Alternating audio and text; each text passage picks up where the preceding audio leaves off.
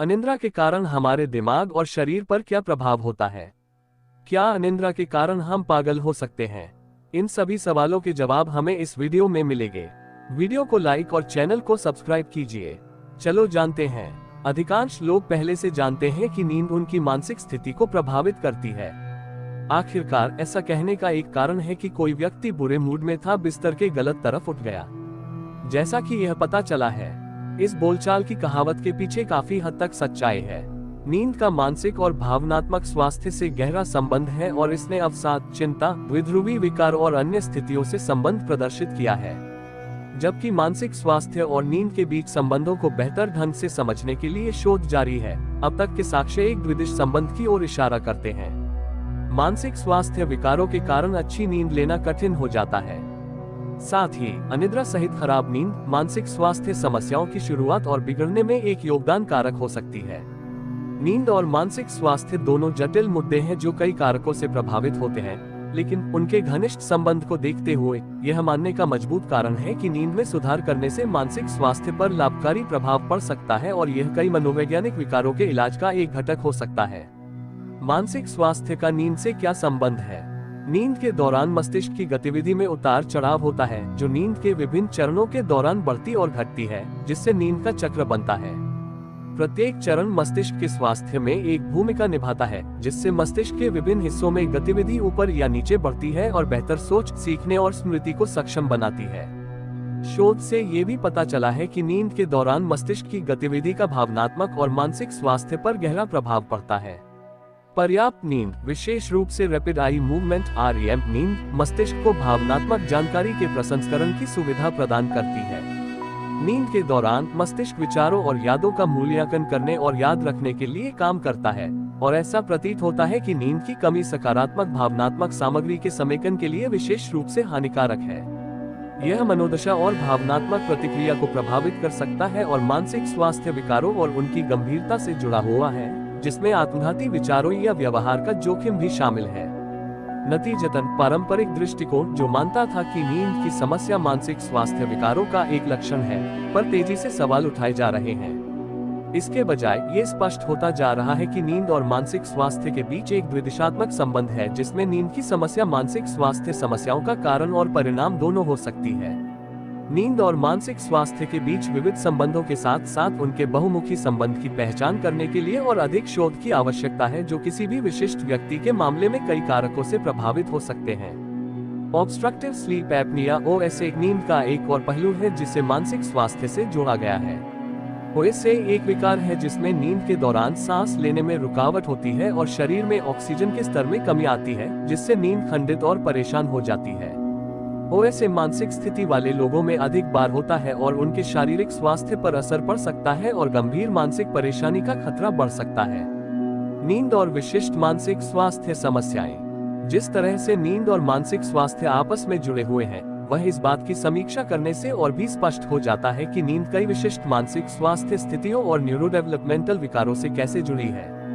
अवसाद, डिप्रेशन। अनुमान है कि दुनिया भर में 300 मिलियन से अधिक लोग हैं। अवसाद है एक प्रकार का मूड विकार जो उदासी या निराशा की भावनाओं से चिन्हित होता है। लगभग 75% अवसादग्रस्त लोगों में अनिद्रा के लक्षण दिखाई देते हैं और अवसाद से पीड़ित कई लोग दिन में अत्यधिक नींद आने और हाइपरसोम्निया से भी पीड़ित होते हैं, जिसे बहुत अधिक सोना कहा जाता है।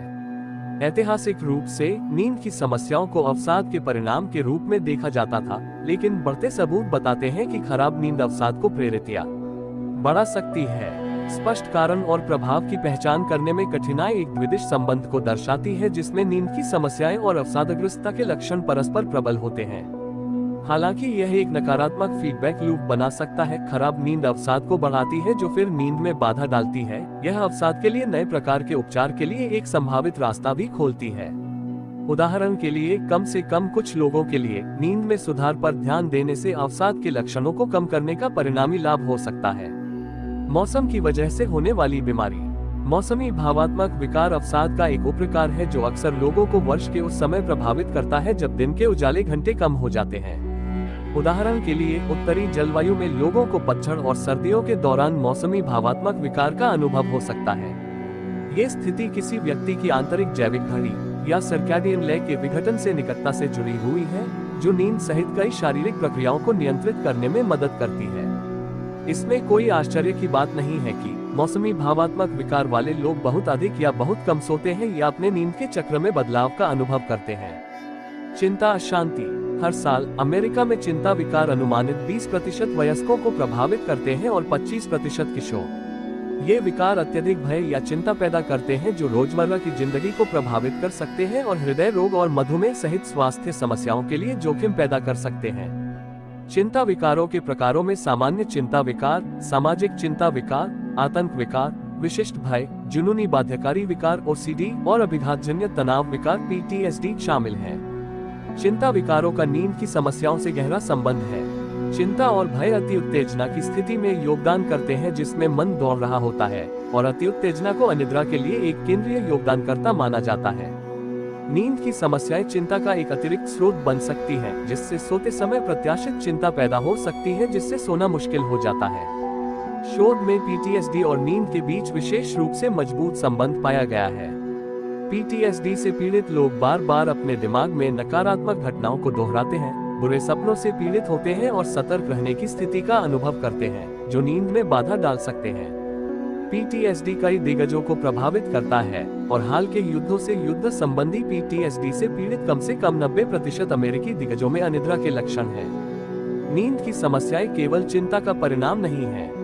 शोध से पता चलता है कि खराब नींद उन लोगों में चिंता को सक्रिय कर सकती है जो इसके लिए उच्च जोखिम वाले हैं, और क्रोनिक अनिद्रा उन लोगों में एक पूर्वगामी लक्षण हो सकता है जो चिंता विकारों को विकसित करते हैं। द्विध्रुवी विकार। द्विध्रुवी विकार में अत्यधिक मनोदशा के एपिसोड शामिल होते हैं जो उच्च उन्माद और निम्न अवसाद दोनों हो सकते हैं। किसी व्यक्ति की भावनाएं और लक्षण प्रकरण के प्रकार के आधार पर काफी भिन्न होते हैं। हालांकि उन्मत्त और अवसादग्रस्त दोनों अवधियां रोजमर्रा की जिंदगी में बड़ी हानि का कारण बन सकती हैं। द्विध्रुवी विकार वाले लोगों में नींद का पैटर्न उनकी भावनात्मक स्थिति के आधार पर काफी बदल जाता है। उन्मत्त अवधियों के दौरान उन्हें आमतौर पर सोने की कम आवश्यकता महसूस होती है, लेकिन अवसादग्रस्त अवधियों के दौरान वे अत्यधिक सो सकते हैं। नींद में खलल अक्सर तब जारी रहता है जब कोई व्यक्ति एपिसोड के बीच में होता है। शोध में पाया गया है कि द्विध्रुवी विकार वाले कई लोग किसी घटना की शुरुआत से पहले अपनी नींद के पैटर्न में बदलाव का अनुभव करते हैं। इस बात के भी प्रमाण है कि नींद की समस्याएं उन्मत्त और अवसादग्रस्त अवधियों को प्रेरित करती है या बिगाड़ देती है, और यह कि द्विध्रुवी विकार और नींद के बीच विदिशात्मक संबंध के कारण अनिद्रा का उपचार द्विध्रुवी विकार के प्रभाव को कम कर सकता है। एक प्रकार का मानसिक विकार। सिजोफ्रेनिया एक मानसिक स्वास्थ्य विकार है जिसमें वास्तविक और असत्य के बीच अंतर करने में कठिनाई होती है। सिजोफ्रेनिया से पीड़ित लोगों में अनिद्रा और सर्कैडियन लय विकारों का अनुभव होने की अधिक संभावना होती है। सिजोफ्रेनिया के इलाज के लिए उपयोग की जाने वाली दवाओं से नींद की समस्याएं बढ़ सकती हैं। खराब नींद और सिजोफ्रेनिया के लक्षण परस्पर प्रबल हो सकते हैं, इसलिए नींद के पैटर्न को स्थिर और सामान्य करने के संभावित लाभ हैं। ADHD, attention deficit hyper activity disorder. ADHD एक न्यूरोडेवलपमेंटल डिसऑर्डर है जिसमें ध्यान की अवधि कम हो जाती है और आवेग बढ़ जाता है।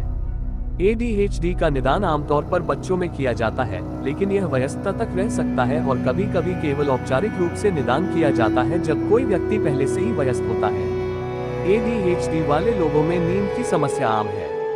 उन्हें सोने में कठिनाई, बार बार जागना और दिन में अत्यधिक नींद आने की समस्या हो सकती है। नींद की अन्य समस्याओं जैसे ऑब्स्ट्रक्टिव स्लीप एपनिया और रेस्टलेस लेग सिंड्रोम RLS की दर भी ADHD वाले लोगों में अधिक दिखाई देती है। ADHD से जुड़ी नींद की कठिनाइयों का अध्ययन मुख्य रूप से बच्चों में किया गया है, लेकिन यह वयस्कों को भी प्रभावित करता पाया गया है।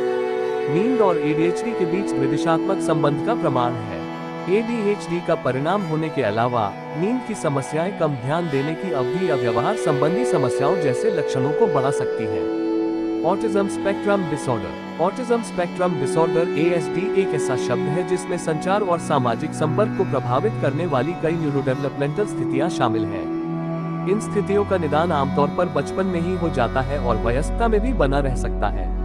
ASD से पीड़ित बच्चों और किशोरों में अनिद्रा और नींद में खलल वाली सांस लेने सहित नींद की समस्याएं अधिक पाई जाती हैं। ये समस्याएं ASD के बिना बच्चों में नींद की समस्याओं की तुलना में अधिक लगातार बनी रहती हैं, और वे इस स्थिति वाले लोगों के लिए लक्षणों और जीवन की गुणवत्ता को खराब करने में योगदान कर सकते हैं। अनिद्रा और अन्य नींद की गड़बड़ी को संबोधित करना देखभाल का एक महत्वपूर्ण घटक है, क्योंकि यह एएसडी वाले लोगों में अत्यधिक दिन की नींद के साथ साथ अन्य स्वास्थ्य और व्यवहार समस्याओं को कम कर सकता है। मानसिक स्वास्थ्य स्थितियों की परस्पर क्रिया। कई मानसिक स्वास्थ्य स्थितियां अकेले उत्पन्न नहीं होती, इसके बजाय सहघटित स्थितियां एक दूसरे के साथ साथ व्यक्ति की नींद को भी प्रभावित कर सकती हैं।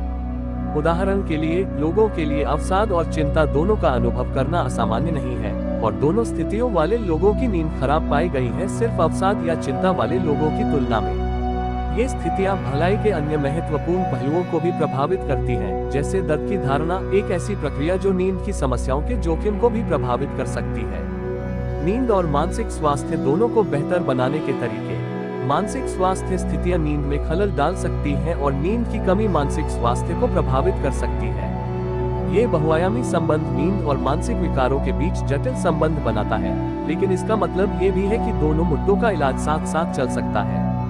नींद में सुधार के कदम निवारक मानसिक स्वास्थ्य रणनीति का हिस्सा भी बन सकते हैं।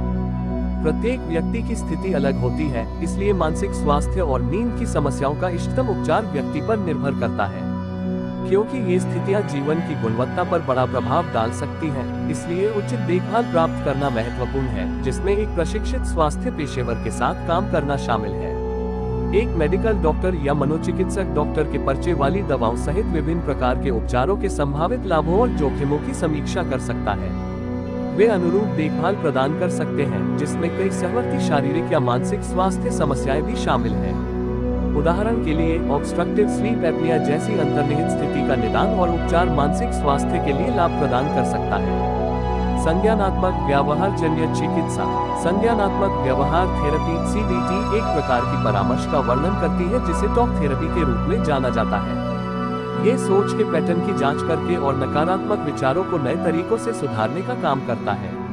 अवसाद, चिंता और द्विध्रुवी विकार जैसी विशिष्ट समस्याओं के लिए विभिन्न प्रकार के CBT विकसित किए गए हैं। इसके अलावा अनिद्रा के लिए CBTI का नींद की समस्याओं को कम करने में एक सिद्ध ट्रैक रिकॉर्ड है।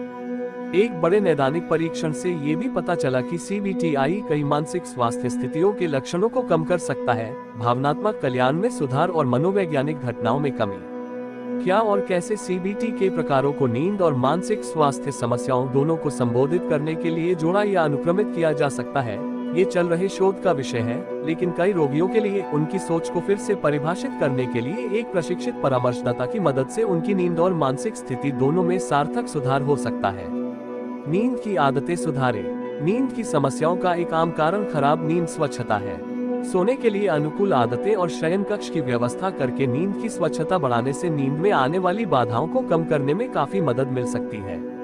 स्वस्थ नींद की आदतों के लिए उठाए जा सकने वाले कदमों के उदाहरणों में शामिल हैं। सोने का एक निश्चित समय निर्धारित करना और एक स्थिर नींद कार्यक्रम बनाए रखना। सोने से पहले एक मानक दिनचर्या के हिस्से के रूप में विश्राम तकनीक जैसे आराम करने के तरीके ढूंढना। शाम के समय शराब, तंबाकू और कैफीन से परहेज करें। सोने से पहले रोशनी कम करना और इलेक्ट्रॉनिक उपकरणों को 1 घंटे या उससे अधिक समय के लिए दूर रखना।